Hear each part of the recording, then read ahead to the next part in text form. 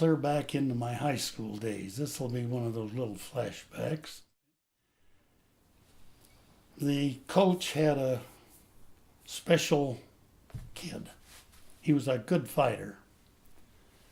And he was big and had long arms, and so the coach would take all of us young guys and put us in the ring with that big guy, and he could sit there and slap us back and forth with his gloves and this kind of thing. And I had a real good relationship with my father. In fact, if I had any special questions, he went to work at 7, only went about 2 blocks from home, and I'd go to school at 8. So I'd get up and walk down with him and ask the questions. And this particular time, I said, Dad, he's a lot bigger than I am, and I know he's a good fighter. He's got a garage full of punching bags and body bags.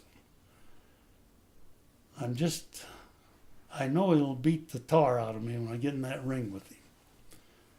And Dad says, well, I can show you a little bit of fistcuffs, but the best advice I can give you is that when that bell rings, you run out of your corner as fast as you can, get right up tight against him, and you start with your right leg, you straighten that, and you swing your shoulders ahead, and you turn them, and you bust him right on the end of the beak as hard as you can.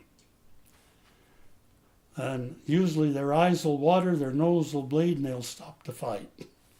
I said, okay. So I did that.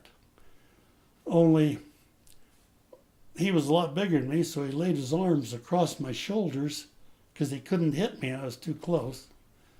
And he was tapping me on the back with his glove. And he had hit 2 or 3 other guys before me. So his gloves, and he was covered with sweat. I hit him once or twice and got my gloves covered with sweat. And then I started hitting him real close.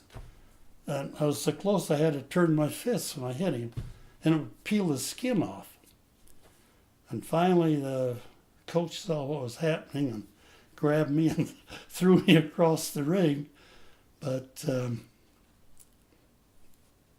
by that time he was skinned from his chin to his waist. And so the scholastic meet was that Friday, and he couldn't get in. He was too badly skinned.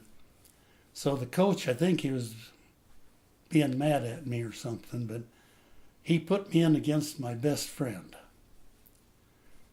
And now I did something that I've always been just a little bit ashamed of, but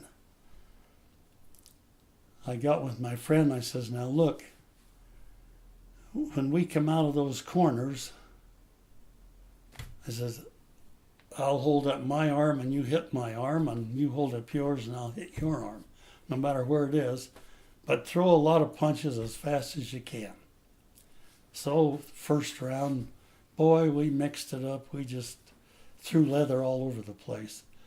And they had the second round, and so we came running out of the corner, and he threw up his arm. I went to swing at it, and he sat down on the canvas.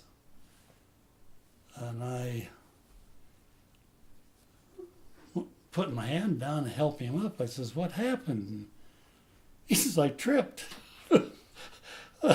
About that time, the ref came in and stood between us and made me go to the corner of the ring, and he called it a TKO, technical knockout. At the end of the meeting, the judges awarded me a golden glove.